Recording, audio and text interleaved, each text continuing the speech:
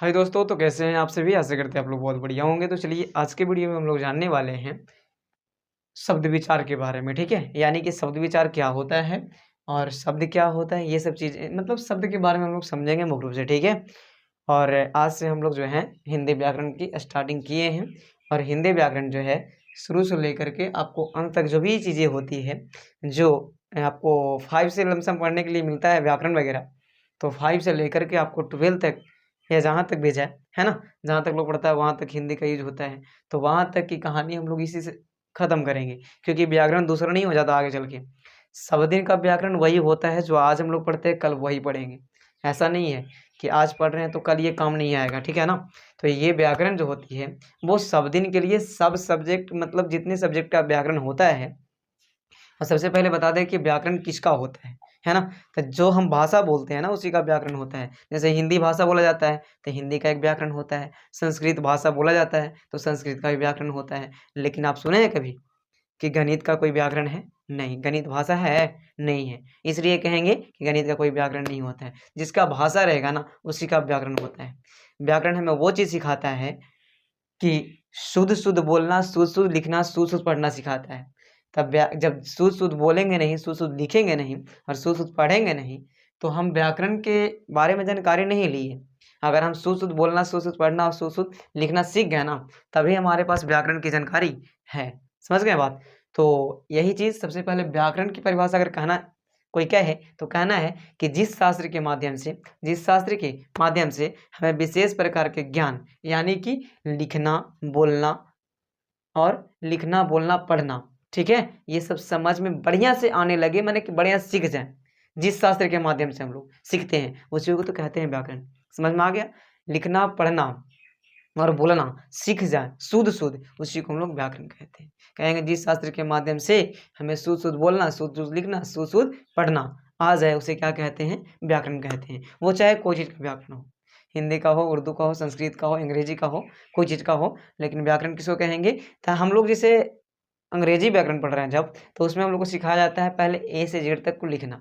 समझ रहे हैं बात? छोटा एबीसीडी, बड़ा एबीसीडी। तो इस तरीके से इसमें भी आपको सबसे पहले क, ख की जानकारी होनी चाहिए। ठीक है ना? चलिए, तो सबसे पहले हम लोग लाए हैं शब्द के बारे में। क्या लाए हैं? शब्द के बारे में। चलिए, हिंदी व्याकरण का ये फर्स्ट क्लास है। क्या पार्ट? फर्स्ट है। ठीक है? चलिए, तो शब्द विचार को अंग्रेजी में बोलते हैं एटिमोलॉजी। समझ गए? एटिमोलॉजी। चलिए, ठीक है। तो शब्द क्या होता है इसके बारे में आज हम लोग समझेंगे गौर से और ध्यान से, एकदम अंदर तक जाकर के। समझ रहे हैं बात? चलिए, तो शब्द कहते हैं वर्णों या ध्वनियों को सार्थक मेल। सार्थक मतलब सही मेल। समझ रहे हैं बात? सार्थक माने सही मेल। जैसे आप क्या पासा खेलते होंगे जिसको शतरंज बोला जाता है, पासा, है ना? या फिर एक जो आता है बच्चा लोग खेलता है उसको बोलते हैं क्या बोलते हैं उसको जो बहुत तरह के रंग होता है उसमें, उसको शायद बोलते हैं हम लोग, पासा के टाइप पे ही रहता है वो, ठीक है? वर्गाकार ही रहता है, ठीक है? चलिए, तो वो चीज़ में रंग मिलाने का काम किया जाता है। तो रंग जैसे मिल जाता है तो वो सही व्यवस्थित रहता है इसीलिए, ठीक है? तो देखिए सार्थक मेल, अब हम लोग को समझना है सार्थक मेल के मतलब क्या होता है। तो यहाँ पास हम लोग को एग्जाम्पल में दिया गया है। सबसे पहले का, मा और जोड़ ला, का, मा और जोड़ ला। तो यहाँ पास क्या वर्णों या ध्वनियों की बात है, तो वो सब रंग की बात नहीं है, वर्ण की बात यहाँ पास है। किसकी बात है? वर्ण की। तो अगर वर्ण के सार्थक सही मेल रहेगा ना, तभी हम कहेंगे कि वो क्या है? शब्द है। समझ में आ रहा बात? जैसे एग्जाम्पल में दिया गया है का जोड़ मा जोड़ ला। तो ये देखिए, का जोड़ मा जोड़ ला को जब जोड़े एक शब्द बना है तो क्या बना? कमल। तो कमल क्या है? एक सार्थक शब्द है जिसका अर्थ होता है एक प्रकार का पुष्प। कमल का मतलब क्या होता है? एक पुष्प है कि नहीं है? कमल एक पुष्प है ना? तो यही चीज होता है सार्थक मेल। अच्छा, आगे देख लेते हैं। का जोड़ ला जोड़ मा, कलम माने कि लिखने की वस्तु। कलम से क्या करते हैं हम लोग? लिखते हैं, पढ़ते हैं, है ना? चलिए, तो अब आपको पता चला कि ये सार्थक मेल है, लेकिन निरर्थक मेल यानी कि जो सही ना मिले उसको कहते हैं सार्थक मेल, उसको नहीं कहते। आइए, ला कामा ला कामा, ला कामा जोड़ लाकम, मतलब ये सब को जोड़े तो लाकम आ गया। इसका मतलब क्या होता है आप जानते हैं? अरे बाबा, तुम नहीं जानता, हम भी नहीं जानते, कोई नहीं जानता है कि लाकम का मतलब क्या होता है। ठीक है? तो लाकन का मतलब कोई अर्थ नहीं होता है। जिस तरीके से आपको दिखाया कि कालम और कमल का अर्थ होता है कलम, कमल के मतलब होता है एक प्रकार का पुष्प, और कलम का मतलब होता है लिखने की कोई वस्तु, है ना? समझ रहे बात? चलिए, तो ये चीज होता है और सही सही मेल होवे। जैसे और एग्जांपल ले सकते हैं हम, है ना? जैसे ले सकते हैं, क्या लिख सकते हैं, आप जो भी लिखना है आप लिख सकते हैं किताब। क्या लिख दें? किताब। तो जब किताब लिखें हम, इसको जोड़ के रूप में लिखें, अब इसको उलट पुलट के लिख दें, ताबाकी, ताबाकी, तो ये सही मेल हुआ, वही गलत मेल हुआ, है कि नहीं? तो ताबाकी को जोड़े तो इसका मतलब क्या होता है, आप जानते हैं? नहीं जानते। सार्थक मेल का मतलब होता है सही सही मेल, जगह से कोई अर्थ नया निकले। समझ रहे हैं? जगह से हमने पता चले कि हाँ वो व्यक्ति उसके बारे में बोल रहा है, उसी को बोलते हैं सार्थक। समझ गए? हाँ, चलिए अब हम लोग समझेंगे सार्थक मेल का मतलब क्या होता है ना? सार्थक मेल है क्या, समझ रहे हैं? चलिए, तो वैसा मेल या मिलान, मेल में मतलब क्या होता है? मिलान, मिलाया जाए, ठीक है?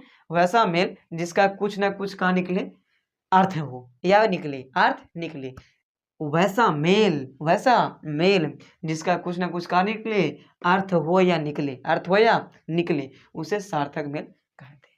बात समझ में आया?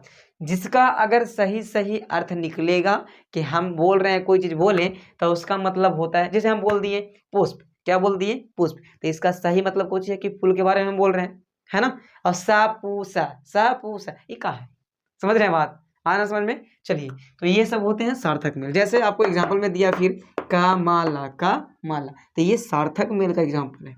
यहाँ देखिए कमल, सार्थक मेल आया ना, यही चीज है सार्थक मेल। समझ गए बात? सार्थक मेल मैंने सही सही मेल, जिससे कोई अर्थ निकले, ऐसा शब्द को, ऐसा वर्ड को मिलाएंगे, अक्षर को मिलाएंगे, जिससे कि हमको सही सही एक अर्थ निकले। समझ रहे हैं? उसी को बोलते हैं सार्थक मेल।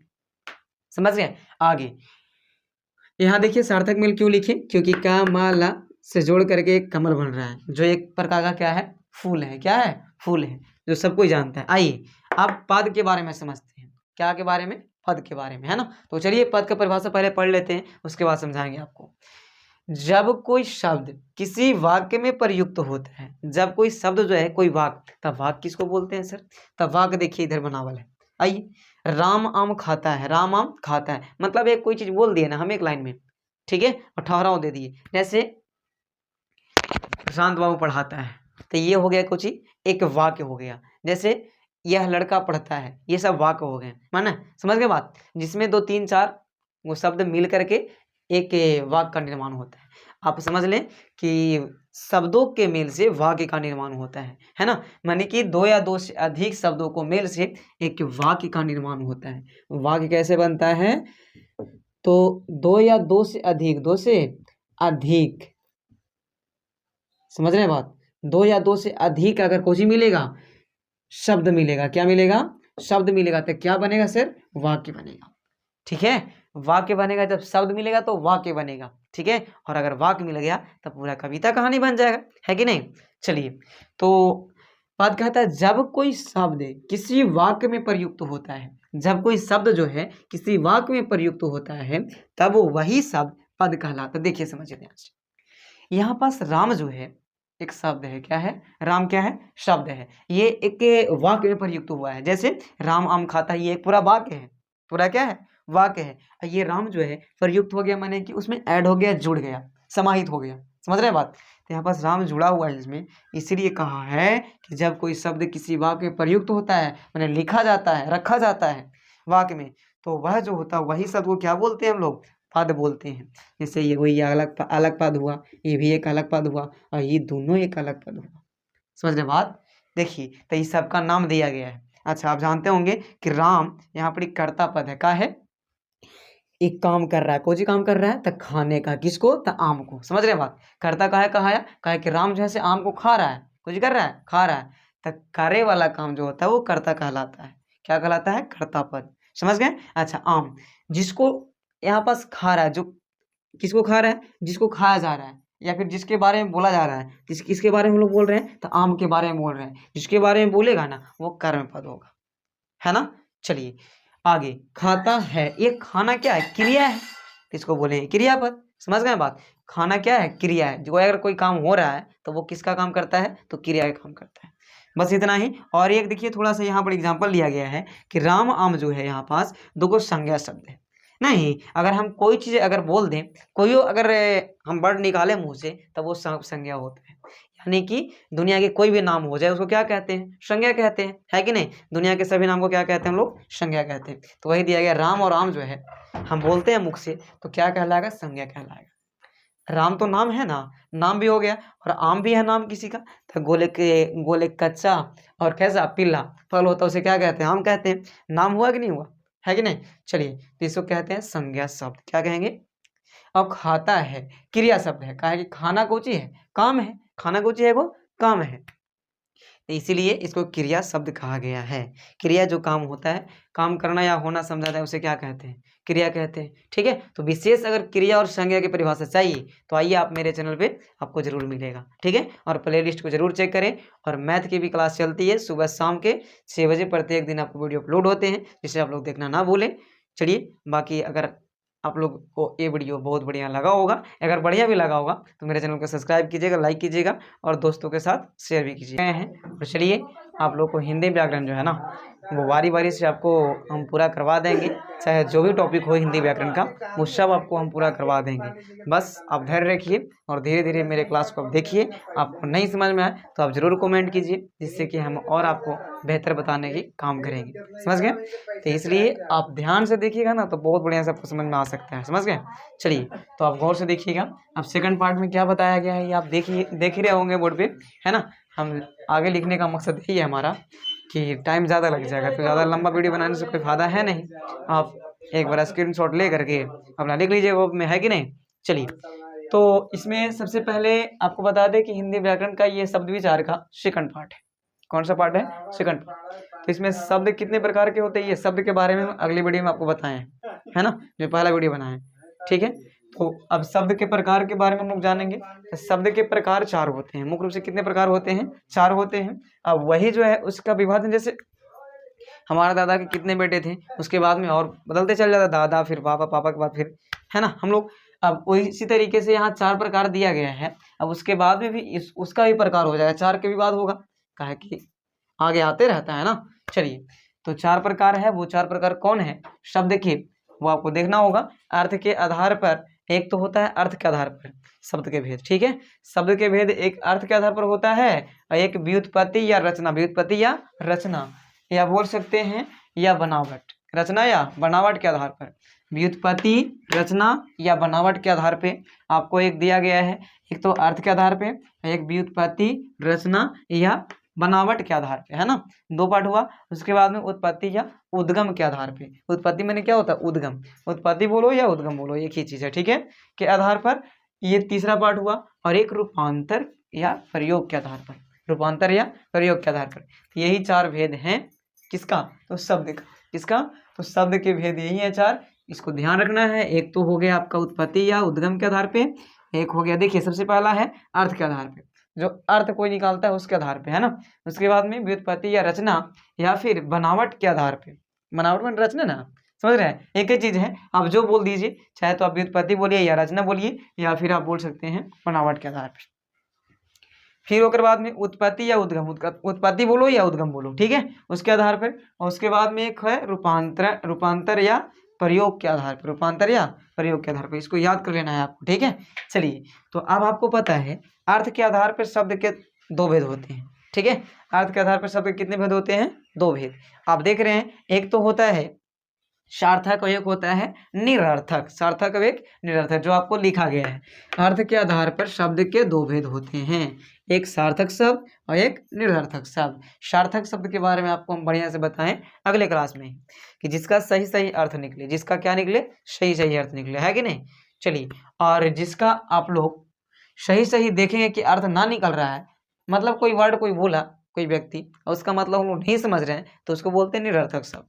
अगर कोई व्यक्ति बोला, जैसे हम बोल रहे हैं तो आप समझ रहे हैं, तो ये हो गया सार्थक शब्द, है ना। अब मान लीजिए हम बोल रहे हैं और आपको समझ में ना आ रहा है कि क्या बोल रहे हैं, तो उसको बोलते हैं निरर्थक शब्द। समझ में आ गया? माने निरर्थक शब्द मतलब कि शब्द ना बने, वो गलत चीज, मतलब कि ऐसा माइंड में हम लोग कभी सुने नहीं और जाने नहीं उसके बारे में, ऐसा शब्द का पता चले तो उसको बोलेंगे निरर्थक शब्द, जेकर कोई अर्थ ना हो।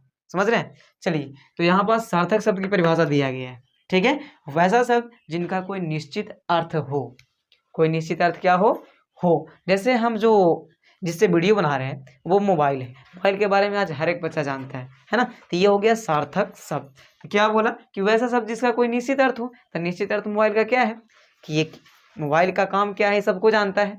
तो अर्थ भी जानता है कि मोबाइल क्या करता है, समझ रहे हैं, है ना। और मोबाइल एक क्या है, वस्तु है जिसमें हम लोग सोशल मीडिया को देखते हैं, है कि नहीं। बहुत सारी चीज जो भी आपको देखना है वो देख लीजिए, समझ रहे हैं। चलिए उसके बाद में दिया गया सबसे पहले एग्जाम्पल है रोटी।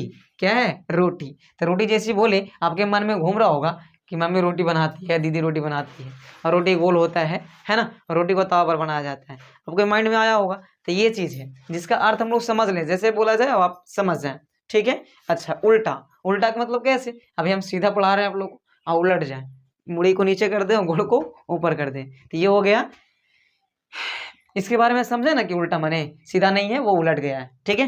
अच्छा, खाना। खाना के बारे में कौन जानता है, बच्चा बच्चा जानता है, और बूढ़ा बूढ़ा जानता है, सब कुछ जानता है, ठीक है। चलिए, तो खाना के बारे में जानता है। अब पानी। पानी कौन नहीं जानता, ये भी जानता है सब लोग, है कि ना, कि पानी कैसा होता है, पानी का रंग कैसा होता है। अच्छा, पानी का रंग कैसा होता है, जल्दी कमेंट कीजिए आप लोग, पानी का रंग कैसा होता है ये आप लोग कमेंट करना है, ठीक है। चलिए, और इत्यादि मतलब और कुछ, है ना, इत्यादि और जाइए जितना जाना है आपको जो भी लिख दीजिए। जैसे और बोल दिया जाए मार्कर, जिससे हमने लिखे हैं यहाँ पास, है ना, लिखे हैं वो चीज काउंट कम है। तो मार्कर से क्या किया जाता है, आपके माइंड में कुछ गेस हुआ होगा कि मार्कर से क्या किया जाता है, ठीक है। मार्कर कैसा होता है, समझ रहे हैं बात। चलिए, हाथ के बारे में अगर बात किया जाए तो हाथ से क्या करा जाता है, खाया जाता है, पिया जाता है, काम किया जाता है कि नहीं। तो जिसके बारे में हम कल्पना कर सके, बोले जैसे ही कि ये काम क्या करता है, क्या होता है, इसका मतलब आप समझ जाए, उसी का अर्थ हम लोग कहते हैं, उसी अर्थ को क्या कहते हैं, सार्थक शब्द। क्या कहते हैं, सार्थक शब्द।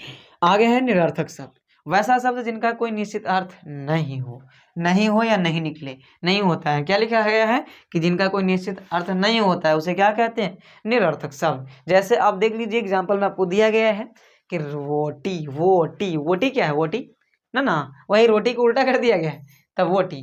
रोटी को उल्टा नहीं, रोटी को उल्टा नहीं है। देखिए, वोटी, वोटी का मतलब क्या होता है, क्या पता है ना, कुछ बन रहा है फिगर नहीं।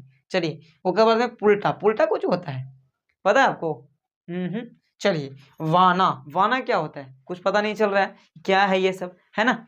चलिए आगे, नीना। नीना क्या होता है, ये सब पता चल रहा है, नहीं चल रहा है, मतलब जो बोला जाए और आपको कुछ पता ना चले उसको कहते हैं निरर्थक शब्द। और जिसके बारे में बोला जाए और उसके बारे में हम लोग को माइंड में फिक्र बन जाए कि इसके बारे में बोला जा रहा है, उसको कहते हैं सार्थक शब्द।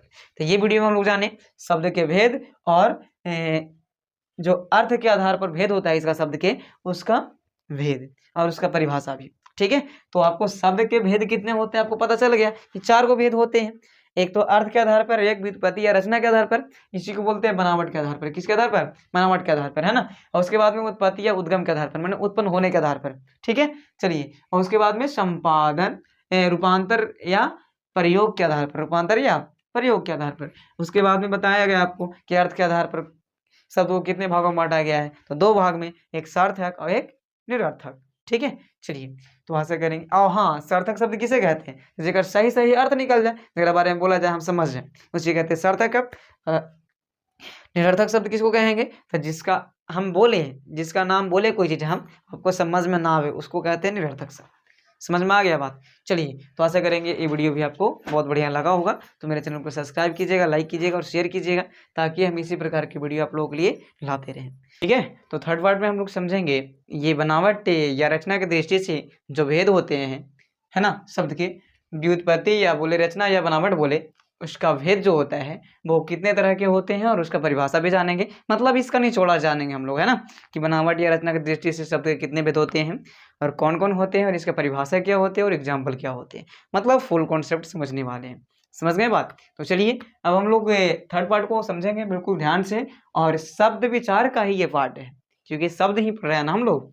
चलिए, तो ये शब्द विचार का ही पार्ट है, तो चलिए ध्यान से आप देखिएगा तो आपको बहुत बढ़िया से क्वेश्चन भी समझ में आ जाएगा, ठीक है ना। चलिए, तो सबसे पहले बात करें हम व्युत्पत्ति या रचना या बनावट के आधार पर शब्द के कितने भेद होते हैं, है कि नहीं। तो कितने भेद होते हैं सर, तो मुख्य रूप से 3 को भेद होते हैं। एक होते हैं रूढ़, एक होते हैं क्या सर, रूढ़, और दूसरे होते हैं यौगिक, और तीसरा योग रूढ़।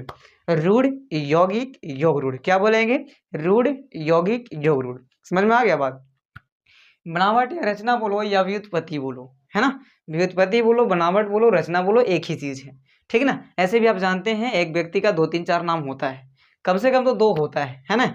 और बात किया जाए तो आपको पता ही होगा कि आपका भी कुछ नाम होगा, मेरा भी कुछ नाम होगा, है ना। स्कूल में कुछ और, घर में कुछ और, बाहर में दोस्त लोग के साथ में खेलने गए तो कुछ और, है कि नहीं। तो इस तरीके से हम लोग को भी नाम बहुत सारा होता है। इस तरीके से इसका भी नाम 3 दिया गया है, व्युत्पत्ति, रचना, बनावट एक ही चीज है, समझ गए।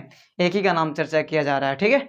चलिए, तो इसका भेद कितने होते हैं सर? 3 होते हैं। एक तो होते हैं रूढ़, एक होते हैं योग रूढ़, एक होते हैं यौगिक। रूढ़, यौगिक, योग रूढ़ होते हैं, समझ गए। चलिए, तो पहला पार्ट की परिभाषा हम लोग जानेंगे। जिन शब्दों के खंड किए जाने पर कोई अर्थ ना निकले। सर जी, जिसका हम खंड करेंगे ना, उसका कोई अर्थ अगर नहीं निकलेगा तो उसको बोलते हैं हम लोग रूढ़।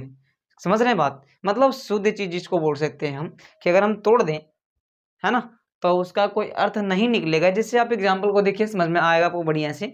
समझ गए परिभाषा के बारे में। जिन शब्दों को हम तोड़ेंगे, खंड करें, खंड करने का मतलब क्या होता है? तोड़ना होता है। खंड किए जाने पर कोई अर्थ ना निकले, उसे क्या कहते हैं सर? रूढ़ कहते हैं। क्या कहते हैं? रूढ़ कहते हैं। चलिए, अब जैसे में एग्जाम्पल है राज। क्या है? राज। रा और प्लस जा, तोड़े नहीं इसको, तब तोड़े तो रा का मतलब क्या होता है सर? आप जानते हैं रा का मतलब? समझ रहे हैं? कोई बोलेगा कि रा, रा का मतलब क्या होता है? कुछ पता है आपको? नहीं। अच्छा, जा के मतलब क्या होता है? तो बोलेगा कि जा एक क्या है? वर्ड है, शब्द है। शब्द नहीं, सॉरी, ये क्या है? जा एक अक्षर है। क्या है? रा भी एक अक्षर है, जा भी एक अक्षर है, ये बोल सकते हैं। लेकिन इसको कह सकते हैं कि कोई अर्थ निकल रहा है? नहीं ना। तो इसलिए इसको कहते हैं तोड़ दिए। तोड़ने के बाद में हमको पता चल रहा है रा और जा का कोई अर्थ नहीं है। यहाँ पास आपको पता चल रहा है कि रा और जा का कोई अर्थ है नहीं है, इसलिए इसको हम कहेंगे रूढ़ शब्द। क्या बोलेंगे सर? रूढ़ शब्द। आगे, हाथ। हाथ जो हुआ, हा और था, हा तोड़े। समझ रहे बात? हा, हा का अर्थ होता है, लेकिन हा का अर्थ नहीं होता है। समझ रहे बात? हा के मतलब होता है, जो आप पूछ रहे हैं उसका मतलब हाँ, लेकिन हा का मतलब होता है समझ रहे बात? चलिए, तो हा का मतलब नहीं होता है और था का मतलब भी नहीं होता है, इसलिए कहेंगे इसका भी कोई अर्थ नहीं होता है। समझ गए? तो यही दो एग्जाम्पल हम लिए थे, क्योंकि ज़्यादा बोर्ड तो लंबा है नहीं, है ना। डिजिटल बोर्ड तो हमारे पास व्यवस्था है नहीं, लेकिन एक दिन जरूर आएगा। अगर आप लोगों का सपोर्ट रहा ना, तो डिजिटल बोर्ड क्या कुछ भी हो सकता है कि नहीं। चलिए, तो आइए समझते हैं। और एक बात और आपको बता दें कि ये जो लिखने वाली कहानी है ना, हम पहले क्यों लिखते हैं आपको पता होगा, अगर नहीं पता तो सुनिए। पहले लिखने का रीज़न साफ साफ यही है कि हमको टाइम ज़्यादा लग जाएगा अगर हम लिखेंगे तो, है ना। और लिखना पड़ता है सजा के, थोड़ा सा धीरे धीरे लिखना पड़ता है, इसलिए टाइम ज़्यादा नहीं लेना है और कम समय में कुछ ज़्यादा करने की कोशिश करना है। समझ रहे हैं? इसलिए हम पहले कर देते हैं, लिख करके फिर रखते हैं, बस समझाना रहे हमको। समझ गए? चलिए, अगर समझ में आपको कोई चीज़ भी नहीं आया ना, तो आपको बताना है सर यहाँ पास दिक्कत है, हम रिप्लाई करेंगे वो वीडियो को, ठीक है। चलिए आइए, तो यौगिक शब्द क्या कहते हैं सर? दूसरा पार्ट है यौगिक शब्द। तो दूसरा पार्ट यौगिक शब्द है। तो यौगिक शब्द जो है शब्दों के मेल से बने हुए हैं। आप पता है यौगिक शब्द जो है किससे बनता है? तो शब्दों के मेल से। कहता है शब्दों को मेल से बने वैसा शब्द जिनका प्रत्येक खंड सार्थक हो। देखिए, इसमें यौगिक में क्या रहेगा ना, दो को शब्द रहेगा और उससे मिल करके कोई शब्द बनेगा। समझ रहे हैं बात? दो को शब्द रहेगा और उससे मिल करके कोई शब्द बनेगा, और शब्दों के अगर दोनों के अर्थ निकलेगा सही सही, सार्थक शब्द निकलेगा, तो उसे ही कहते हैं यौगिक। समझ रहे हैं? दो गो शब्द मिल करके एगो शब्द बड़ा सा बनेगा, और बड़ा सा शब्द जो है उसको फिर तोड़ेंगे हम। समझ रहे हैं? तो उसका भी अर्थ निकलना चाहिए। जैसे यहाँ पास हम तोड़े रूढ़ में, तो नहीं निकल रहा अर्थ, लेकिन उसका निकलेगा। आइए दिखाते हैं आपको ध्यान से, एग्जाम्पल समझते हैं। यौगिक शब्द शब्दों के मेल से बने वैसा शब्द जिनका प्रत्येक खंड सार्थक हो। प्रत्येक खंड क्या हो? सार्थक होगा। अब सार्थक के मतलब सही सही अर्थ निकले। आपको सार्थक शब्द के बारे में हम पहला वीडियो में ही बताए थे, है ना। जाकर आप नहीं देखे हैं तो जाकर देख लीजिए। समझ गए? चलिए, जिसका सही सही अर्थ निकलता है उसे ही तो कहते हैं सार्थक शब्द, है नहीं। चलिए, जिसका मतलब कुछ होता है। आइए, तो सार्थक हो क्या बोला कि मेल से बने वैसा शब्द जिनका प्रत्येक खंड सार्थक हो, माने कि जो भी टूटेगा ना खंड उसका, वो सबका कुछ ना कुछ अर्थ होता हो, उसे ही कहते हैं सार्थक शब्द। अच्छा, जैसे राजमहल, क्या दिया गया है? राजमहल। राज बोलो या राजा बोलो, देखिए समझना थोड़ा सा। राज राजा, राजमहल, तो राजा का महल, राजमहल किसको बोलते हैं? राजा का महल को। तो राज का अर्थ यहाँ पर राजा आ रहा है। क्या आ रहा है सर? राजा आ रहा है। और महल का मतलब आप लोग जानवे करते होंगे, सुंदर सा एक बड़ा घर को महल कहते हैं, है कि नहीं? चलिए, तो अब आपको पता होगा राज का मतलब समझ गए, राजा कह सकते हैं और राजा जोड़ महल, माने कि राजा का महल। राजमहल किसको बोलते हैं? तो राजा का महल का, है ना। चलिए आगे एग्जाम्पल में क्या दिया गया है? विद्यालय, हिमालय, क्या दिया गया है? हिमालय। तो हिम का आलय, माने कि हिम का मतलब बर्फ, आलय के मतलब घर, यानी बर्फ का घर। समझ रहे हैं बात? हिम जुड़ आलय मतलब बर्फ का घर। आलय के मतलब क्या होता है सर? घर होता है। समझ रहे हैं? आगे विद्यालय, विद्या मतलब ज्ञान और आलय माने घर, ज्ञान का घर। समझ रहे हैं? अब देखिए टूट रहा है अलग अलग, सबका अर्थ तो सही सही निकल रहा है। विद्या का मतलब ज्ञान, आप देख रहे हैं विद्या का मतलब क्या होता है? ज्ञान, और आलय का मतलब घर होता है। सही अर्थ समझ में आ रहा है ना आपको? तो यही चीज को कहते हैं योग। एक बड़ा सा शब्द आपको दिया जाएगा, उसको तोड़ेंगे और तोड़ करके अगर सही सही दोनों का अर्थ निकल जाए, 2 गो टूटे, 4 गो टूटे, 3 गो टूटे, उससे कोई मतलब नहीं है, लेकिन तोड़ला के बाद में अगर उसका सही सही अर्थ निकलेगा तो उसको कहते हैं हम लोग, क्या कहते हैं? यौगिक कहते हैं। समझ गए बात? चलिए आइए समझते हैं आगे योग रूढ़। क्या समझते हैं सर? योग रूढ़ ऐसे शब्द, ऐसे यौगिक शब्द हैं जो अपने समान या साधारण अर्थ को छोड़कर विशेष अर्थ ग्रहण करें। मतलब देखिए, कोई जो अभी मान लीजिए फिलहाल हम हैं, तो हमारा नाम अभी प्रशांत कुमार है। सपोज डेट हम पढ़ाते पढ़ाते बाई चांस, ऐसा तो शायद देखते हैं होगा या नहीं होगा वो तो अलग बात है, लेकिन कोशिश करने में क्या जाता है ना, मतलब पढ़ाते पढ़ाते हम एक बड़ा फेमस टीचर बन गए। सपोज डेट अभी बने नहीं लेकिन बन गए हैं, ठीक है? तो बन गए तो हमारा नाम क्या होगा? प्रशांत सर।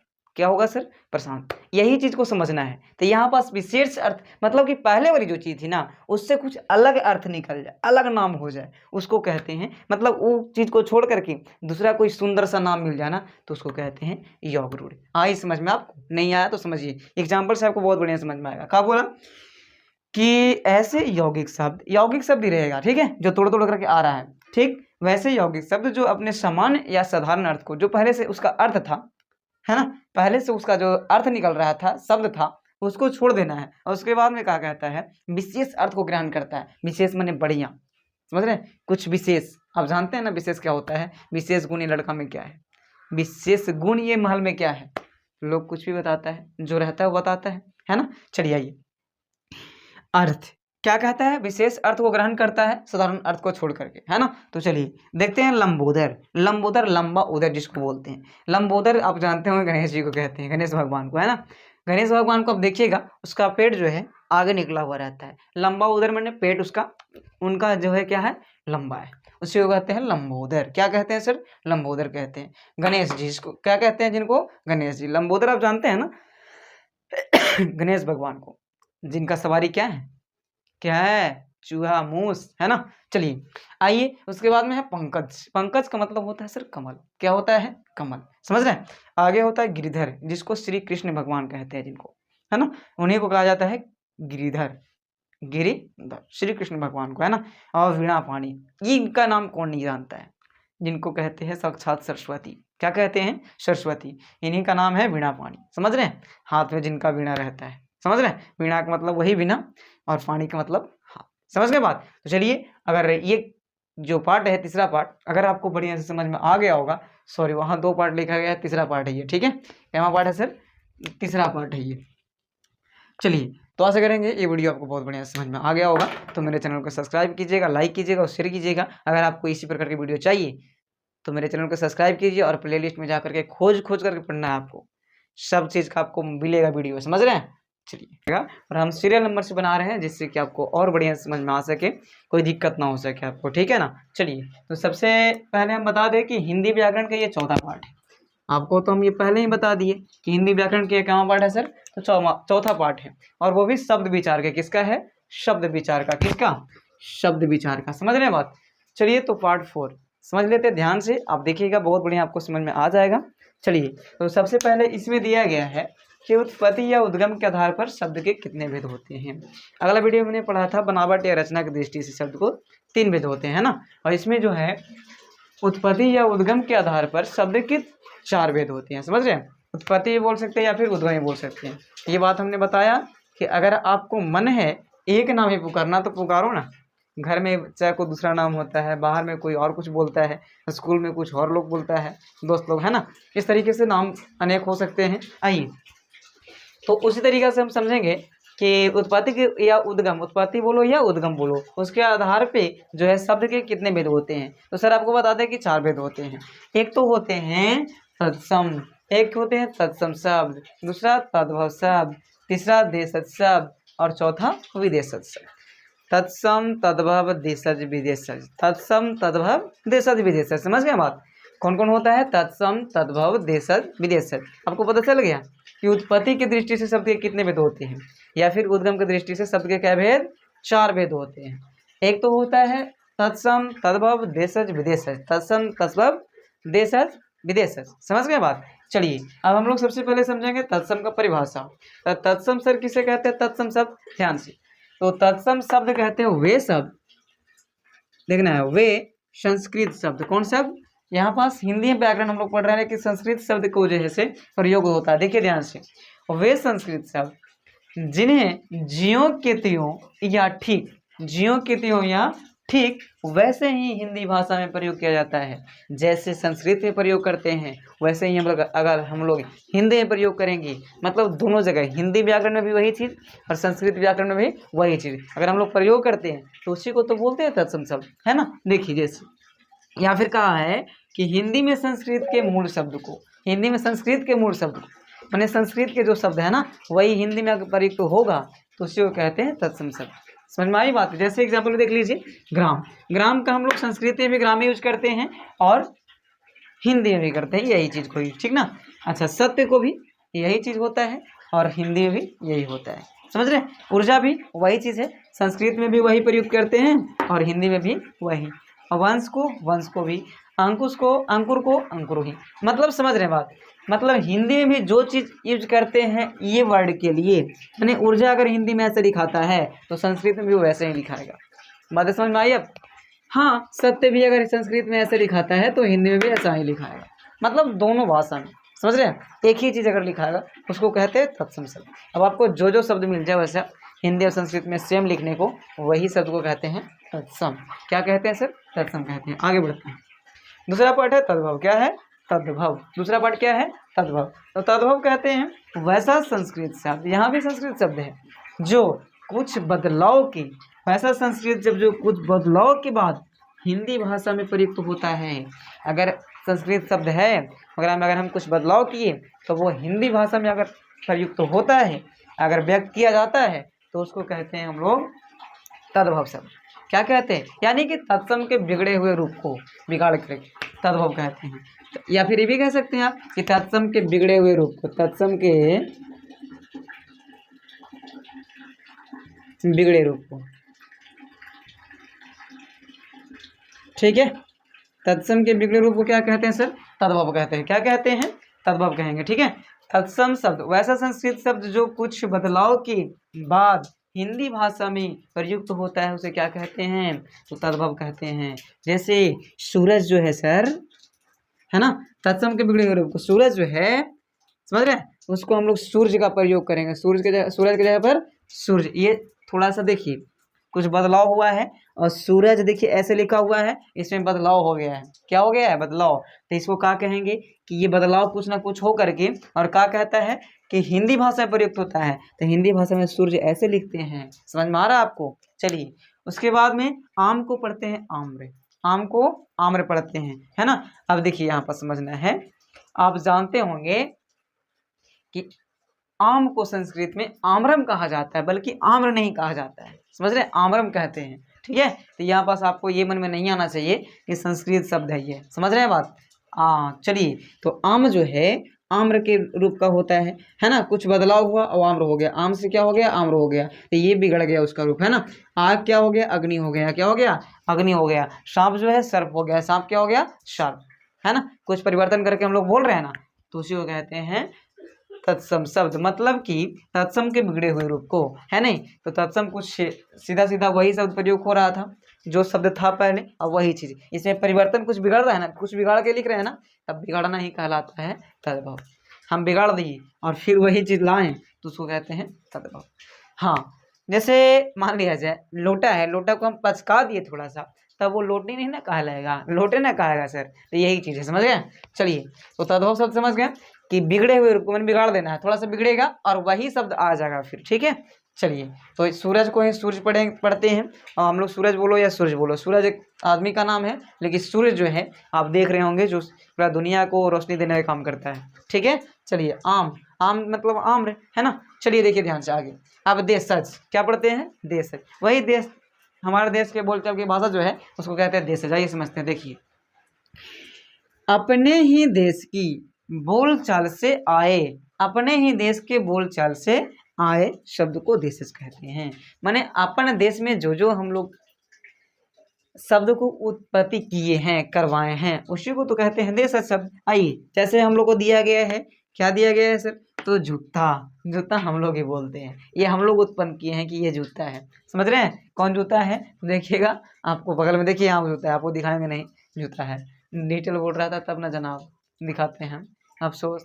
चलिए क्या कीजिएगा, है ना। चलिए आइए देखिए ध्यान से, कोई बात नहीं। आइए, तो कहते हैं देश की बोलचाल की भाषा, मतलब कि देश में जो हम लोग बोल रहे हैं, देश की बोलचाल की जो भाषा है, तो उसको जो उत्पन्न होता है, हम लोग जो बोल रहे हैं, देखिए देखिए ध्यान से, अपने ही देश की बोलचाल से आए या उत्पन्न शब्द को, है ना। अपने देश के बोलचाल की भाषा है कि नहीं, जूता, हम लोग जूता नहीं बोलते हैं, बोलते हैं, ये चीज को कहते हैं देशज। क्या कहते हैं, आगे, खिचड़ी, खिचड़ी का हम लोग बोलते हैं, ये अपन देश में उत्पन्न हुआ है कि नहीं। पगली, पगड़ी, पगड़ी क्या, पगड़ी भी तो हम नहीं बोलते हैं, है ना। पगड़ी क्या बोलते हैं, पगड़ी, पगड़ी जो सर का ताज, समझ रहे हैं। हाँ, बेटी के विवाह के टाइम में ये पगड़ी का यूज किया जाता है खास तौर पे, है ना। देखिएगा, आइए समधि मिलन के टाइम में, समझ रहे हैं ना। चलिए, और लोटा, लोटा के बारे में आप भी जानते हैं, है ना, जिससे हम लोग पानी पीते हैं, है ना। चलिए देखिए ध्यान से, विदेशज शब्द, कौन शब्द, विदेशज शब्द, विदेशी भाषाओं से हिंदी भाषा में आए शब्द को विदेशज शब्द कहते हैं।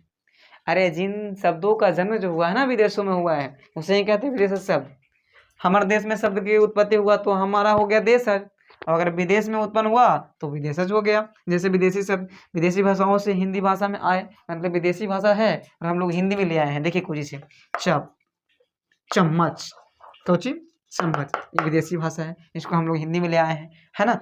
आदमी, आदमी हम लोग हिंदी में नहीं पढ़ते हैं, पढ़ते हैं, इसको ले आए हैं कोची में, हम लोग ले आए हैं अपना देश में, तो हम लोग आदमी बोल रहे हैं। आगे, स्कूल, ये अंग्रेजों की भाषा है, विदेशी शब्द है, समझ रहे हैं ना। हाँ, लेकिन हम लोग स्कूल बना दिए हैं, इसको बोलते हैं हम लोग स्कूल बोलते हैं, बहुत प्रयोग करते हैं स्कूल, है ना। विद्यालय बहुत कम लोग बोलते हैं, लेकिन स्कूल ज़्यादा लोग बोलते हैं। रुमाल, रुमाल भी विदेशी शब्द है ना। हॉस्पिटल, ये भी है विदेशी शब्द, समझ रहे हैं बात। तो चलिए, डॉक्टर भी जो है विदेशी शब्द है, समझ रहे हैं ना। चलिए, तो आशा करेंगे ये वीडियो आपको समझ में आया होगा। तो इसमें हम लोग कुछ नहीं, बस उत्पत्ति या उद्गम के आधार पर हम लोग शब्द के भेद पढ़े, और शब्द के भेद 4 होते हैं जो आपको बता दिए, तत्सम, तद्भव, देशज, विदेशज। और तत्सम में ज्यों का त्यों रह जाएगा, हिंदी और संस्कृत दोनों में, उसको कहते हैं तत्सम। तद्भव में क्या कहते हैं सर, तो वही तत्सम के बिगड़े हुए रूप को, मतलब बिगाड़ के और फिर देख रहे हैं कि वही आ जा रहा है, कुछ बिगाड़ रहे हैं, सूरज से क्या किए, सूर्य कर दिए, तो दोनों चीज वाला हम समझ के, लेकिन थोड़ा सा खाली फर्क पड़ता है, समझ रहे हैं, मतलब बिगड़ जाता है थोड़ा सा। देशज में अपने देश की बोलचाल की भाषा, मतलब कुछ ही बोल सकते हैं जो हम लोग बोलते हैं। आइए, तो बता ही दिए हम आपको एग्जाम्पल, समझ रहे हैं। अच्छा, विदेशज में जो विदेश से उत्पन्न हुआ है, विदेशी भाषा, है ना। विदेशी में जो बोला जाता है, चप्पल भी वही है, सॉरी चम्मच, और चप्पल तो हमारे देश की भाषा है ना, जो बताएं हम, चप्पल, जूता, खिचड़ी, पगड़ी, है ना। और ये पगड़ी फुनगी भी होता है, फुनगी, समझ रहे हैं बात। तो चलिए, आप सब्र कीजिए, आपको सारा वीडियो जो है से हिंदी व्याकरण का मिलेगा, और बिल्कुल आसान भाषा में आप समझिए सिर्फ, और इसको नोट्स बनाना है सबको, ठीक है। सबको कॉपी कलम लेकर के बैठ जाना है, पहले आप स्क्रीनशॉट ले लेंगे, ठीक है। उसके बाद में